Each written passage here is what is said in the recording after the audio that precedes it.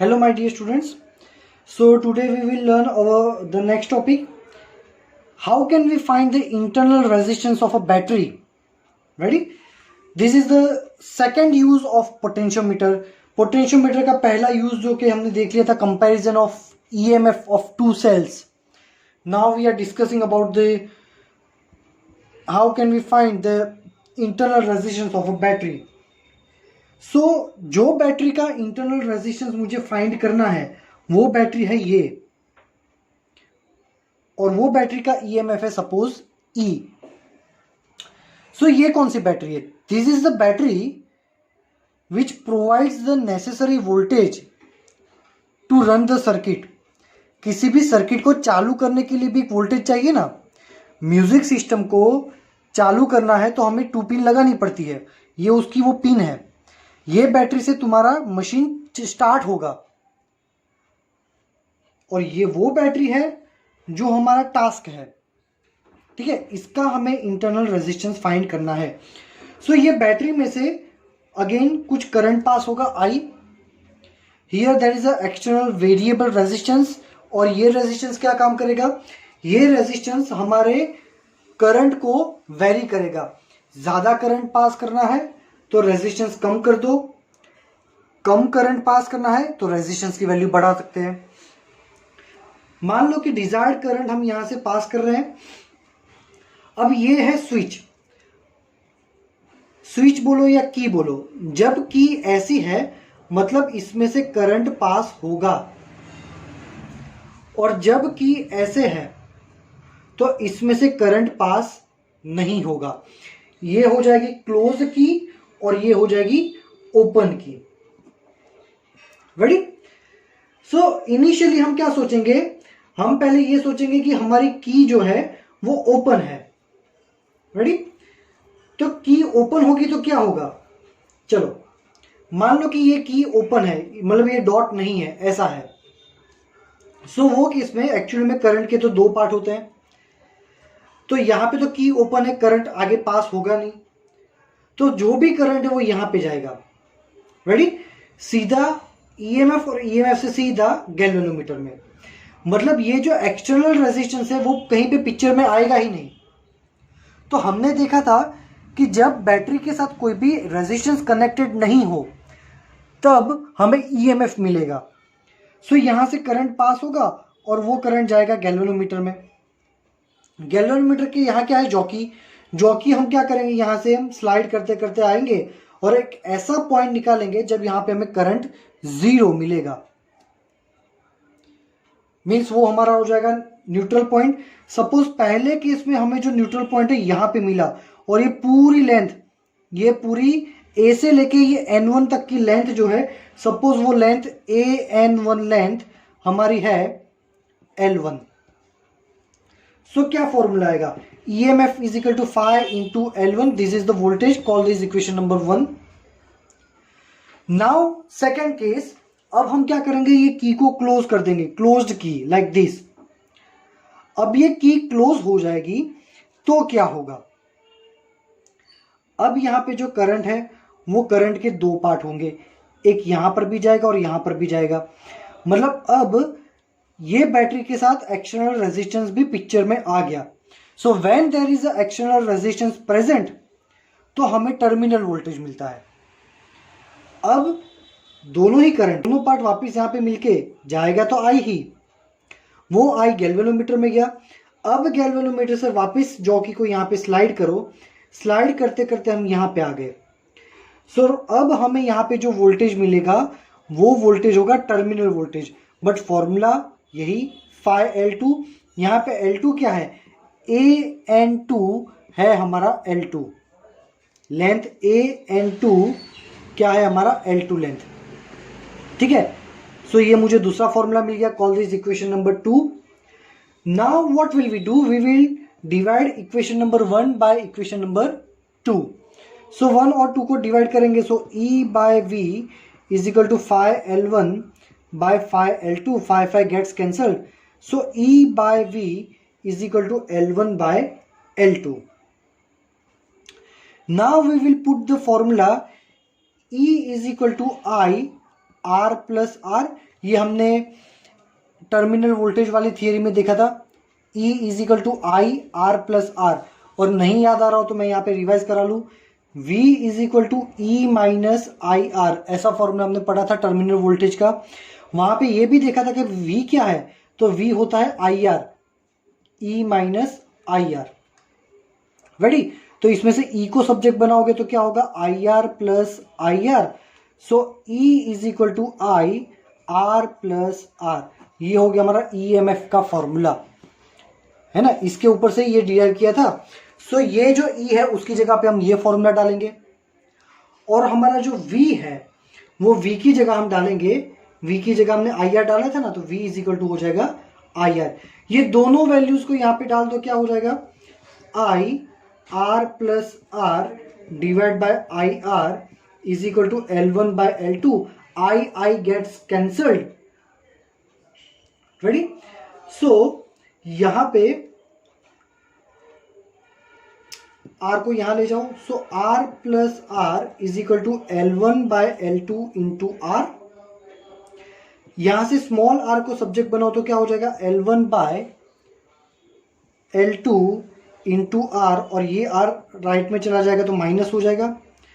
So R is equal to, इसमें से capital R common निकाल दो, L1 by L2 minus 1। Final and most time पे formula, अगर पोटेंशियोमीटर का न्यूमेरिकल आता है एग्जाम में और ऐसा बोला है कि find the internal resistance of a battery, you can directly place this formula. Ready, so I hope कि आपको थ्योरी पोर्शन जो है वो समझ में आया होगा।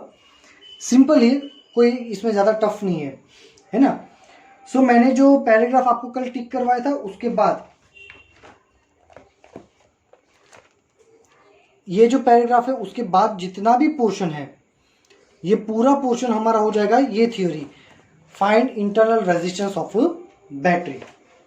ठीक है, चलो now example 3.10, a resistance of R ohm draws current from a potentiometer. The potentiometer has a total resistance R0।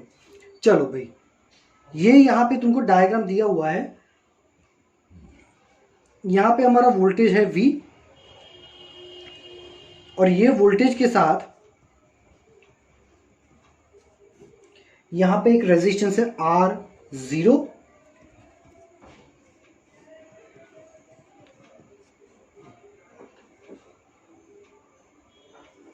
here there is another resistance R, point C. Okay, now I am reading the question. A voltage V is supplied to the potentiometer. Derive an expression for the voltage across R when the sliding contact is in the middle of the potentiometer। ये जो sliding point है ना, जो कि जैसे ही यहाँ पे middle पे आएगा, हमें फाइंड क्या करना है, derive an expression for the voltage across R. जैसे ही ये पॉइंट एग्जैक्टली मिडल पे है तो ये आर के अक्रॉस में कितना वोल्टेज होगा वो फाइंड करना है।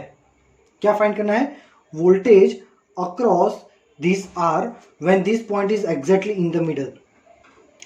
Now the point is exactly in the middle, so we can say कि यहाँ पे हमने रेजिस्टेंस के दो पार्ट कर दिए, R0/2 and another R0/2। I hope you can see the values. Ready? So here we can say, ये diagram को अगर थोड़ा सिंपल वे में ड्रॉ करना है तो मैं ऐसे ड्रॉ कर सकता हूँ, द वोल्टेज V एंड ये first resistance, this is the point A, first resistance R0/2, और A में से ही क्या आया, एक दूसरा रेजिस्टेंस आया, ये रेजिस्टेंस है R, they are meeting over here at this point. यहां से एक और resistance, again this resistance is R0/2, the point C। Ready, so now पहले हम ये देखेंगे कि ये बैटरी जो है, ये बैटरी में से टोटल कितना करंट आएगा, और टोटल करंट फाइंड करने के लिए मुझे इक्विवेलेंट रेजिस्टेंस फाइंड करना पड़ेगा. So here what can I say, here I can say here R0 by 2 and R are in parallel and equivalent of them is suppose R1. इन दोनों का equivalent क्या है? R1. तो फॉर्मूला क्या होगा? 1 by R1 is equal to 1 upon R0 by 2 plus 1 by R, है ना, parallel का फॉर्मूला, और इन दोनों का इक्विवेलेंट है R1. So 1 by R1 is equal to 2 ऊपर चला जाएगा, 2 by R0 plus 1 by R.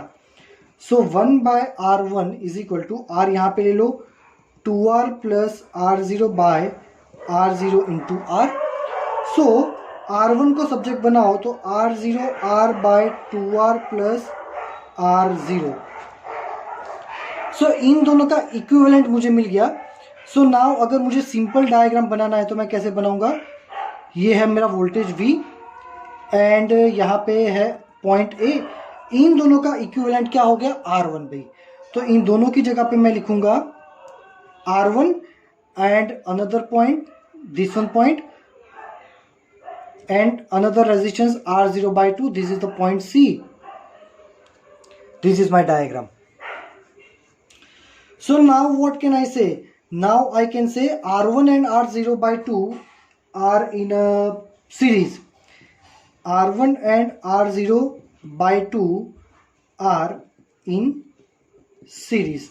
So I can say the equivalent resistance is suppose ये equivalent resistance क्या हो जाएगा? R dash is equal to R1 plus R0 by 2. Ready? ये मेरा final resistance हो गया. तो एक और फाइनल डायग्राम आएगा. This is the R dash and the current I. ये मेरा फाइनल रेजिस्टेंस R डैश जिसकी वैल्यू है ये. Now applying Ohm's law for this, V is equal to I R dash. So I is equal to V by R dash. So I can write V by R dash. R dash की जगह क्या लिखूंगा? R1 plus R0 by 2. This is the total current which is passing from the circuit. क्या हो गया? Total current which is passing from the circuit. But मुझे total current नहीं find करना था. मुझे क्या फाइंड करना था कि ये R के अक्रॉस में ये दोनों पॉइंट के यहाँ पे कितना वोल्टेज होगा, ये दोनों पॉइंट पे कितना पोटेंशियल डिफरेंस होगा, ये मुझे फाइंड करना था. रेडी? सो ये जो दो पॉइंट है, लेट्स से कि ये पॉइंट है हमारा B, तो ये A और B का पोटेंशियल डिफरेंस फाइंड करना था. A और B का इक्विवेलेंट रेजिस्टेंस कितना था भाई? A और B का इक्विवेलेंट रेजिस्टेंस था R1. रेडी? और इसमें से करंट पास हो रहा है I, क्योंकि वो I करंट यहां से निकला और I करंट अब इसमें से जा रहा है. सो ये दो टर्मिनल के लिए अगर मैं ओम्स लॉ अप्लाई करूं A और B के लिए, सो क्या होगा? V is equal to I R1. ये दोनों का पोटेंशियल डिफरेंस सपोज है V. रेडी? सपोज मैं बोल देता हूं इन दोनों का potential difference V1. So V1 is equal to, इसमें से करंट पास हो रहा है I और इसका रेजिस्टेंस है R1. So V1 is equal to I की वैल्यू मैं डालूंगा, ये क्या हो जाएगी? V by R1 plus R0 by 2 into R1. और ये R1 की वैल्यू क्या थी भाई? R1 की वैल्यू थी ये R0 into R by 2R plus R0. Ready? So यहां पे बस हमें बचा क्या है भाई? इसको सॉल्व करना है कुछ भी करके. कैसे सॉल्व करोगे? So V1 is equal to ये V डिवाइड बाय, पहले LCI ले लो, 2R1 plus R0 by 2 R0R by 2R plus R0. ये 2 चला जाएगा ऊपर. So V1 is equal to 2V by 2R1 plus R0R by 2R plus R0. Ready? चलो, तो अब क्या करना है भाई, अब इसको सॉल्व करेंगे। So let's multiply this term v1 is equal to 2v r0r divide by, अब इसको मल्टीप्लाई करेंगे तो पहले 2r को ये सबके साथ मल्टीप्लाई करेंगे, ये 2r यहाँ पे मल्टीप्लाई होगा तो क्या हो जाएगा 4r1r प्लस 2r इसके साथ भी मल्टीप्लाई हो जाएगा 2r0 प्लस r0 भी यहाँ पे मल्टीप्लाई होगा 2r1r0 प्लस r0 यहाँ पर भी मल्टीप्लाई हो जाएगा r0 स्क्वायर। रेडी? चलो, so v1 is equal to 2v r0r divide by, यहाँ पे ये स्टेप नहीं आएगा। So now place here the value of here r1, 2 into r1 की जगह पे हम क्या लिखेंगे, ये r0r by 2r plus r0 plus r0 into r0r by 2r plus r0। So v1 is equal to 2v divide by, चलो इसको solve करते हैं, 2r0r और ये एलसीएम लेंगे ऊपर, मतलब इसको यहाँ मल्टीप्लाई करेंगे, 2r0 plus r0 square divide by 2r plus r0 into r0r by 2r plus r0।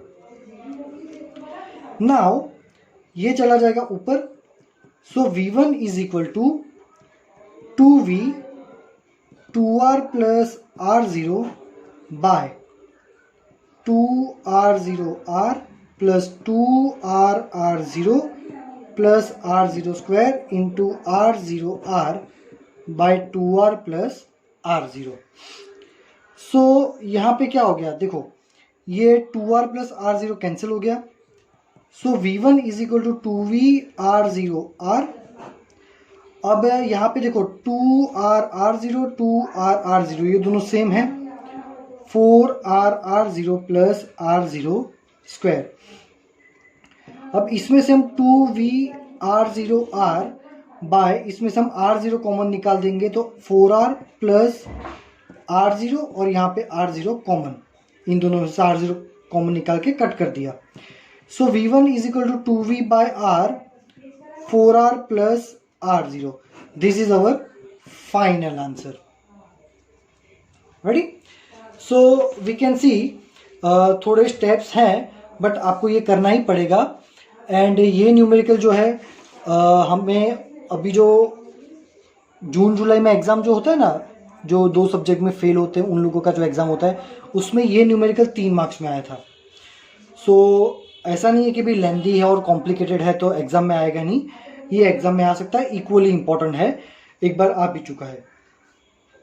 Ready? तो आज का लेक्चर थोड़ा छोटा ही रखते हैं, आज का लेक्चर यहीं तक रखते हैं। In next lecture we will directly start from the exercise numericals, है ना? सो यहाँ तक अच्छे से पढ़ो। If you are having any doubt you can ask me in the message section. Exercise numerical start हो रहे हैं तो सारे फॉर्मूला सारे थ्योरी जो एक बार पढ़ लेना, रिवाइज कर लेना। तो एक्सरसाइज में क्या है कि मैं डायरेक्टली जब फॉर्मूला यूज़ करूँगा तो आपको समझ में आना चाहिए कि भाई सर ने ये वाला फॉर्मूला यूज़ किया है ना? Okay, thank you very much my dear students.